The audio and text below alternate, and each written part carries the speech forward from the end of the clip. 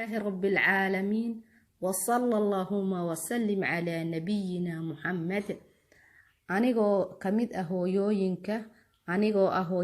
hooyooyinka Soomaaliyeed kana mid ah dadka wax alifa ee muallifiinta ah waxaan rabaa halkan inaan ka jeediyo gabay ama suugaan ku saabsan dhaqanka Soomaalida iyo dhalinyarada dhibaatada ku dhacda. haddaba arintaas waxaa igu kalifay markii aan arkay dhalinyaradeenni sida ay isu bedeleen dhaqankoodii iyo diintoodii iyo sharafkoodiina ay uga tageen. haddaba sideedaba bulsho waxaa sharaf u yeela ama qiimo u yeela ama ay ku tiirsan tahay horumarkeeda uu ku kacaa waa dhalinyarada. haddii ay dhalinyaradu u hagaagto bulshadaas ama mujtamacaas wuu hagaagaa. haddii ay dhalinyarada ka xumaatana bulshadaas ama mujtamacaas wuu baaba'aa. qoyskana sidiisaba wuxuu kasoo dhismaa waa dhalinyaro.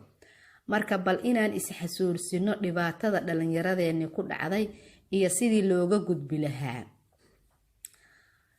gabaygaasna waxaa lagu magacaaba ama suugaantaas aan ka tiriyay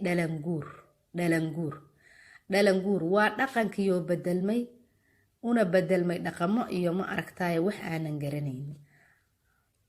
haddaba gabaygii ama suugaantii oo bilaabatayna waa sidan. bismillaahi raxmaani raxiim.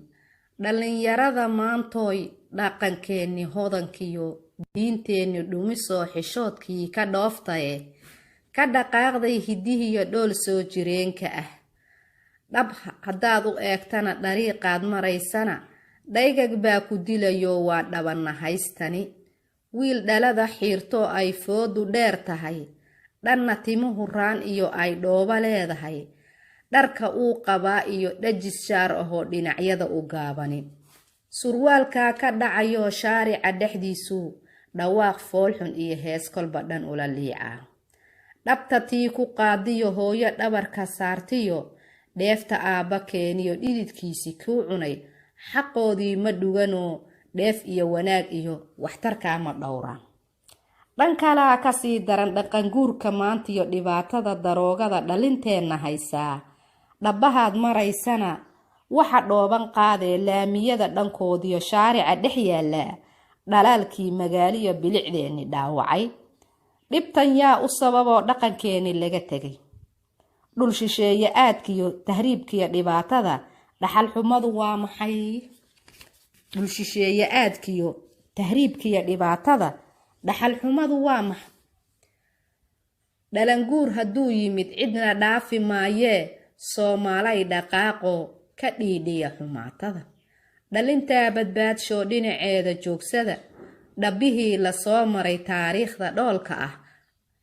hadalkayga dhuuxoo dhab u fiirsa oo maqal. dhalinyaradii leegada markii ay dhaqaaqeen dhibti uu gumaysiga dhulkayaga ku haayee dheefteenna guran jiray ay ka dhiidhiyeen oo dhagaxyaha u qaateen waa tii dharaar weyn rasaas laysu dhiibo xaawo dheega loo suray. dhiigeenni baxa iyo dhalintii kacdoontana cadowgii dhaqaaqiyo xornimaan ku dheefsaday. dhalinyarada maantoy dhaxal duugma reebee dhaqankiyo shareecada dhabbihii ilaahiyo rasuulkeenna noo dhigay ku dhagoo hasiidayn. allahumma salli calaa nabiyina maxamed. dhabbihii ilaahiyo rasuulkeenna noo dhigay ku dhagoo hasiidayn. waa diin dhammaystiran dhan walbood ka eegtaan. dhammaad weeye dunidan qof walboo dul joogana mar uun iilka loo dhigi dhagaxdiyo turaabtiyo la dul saari dhoobada. dhawaqaygu wuxuu yahay intay nolosha dhuuntiyo kalxamaha dhexdoodii ay ka bixin dhafoorada toobadkeen dhammaystiran istiqfaar ha dhaafina. wassalaamu calaykum waraxmatullaahi wabarakaatu.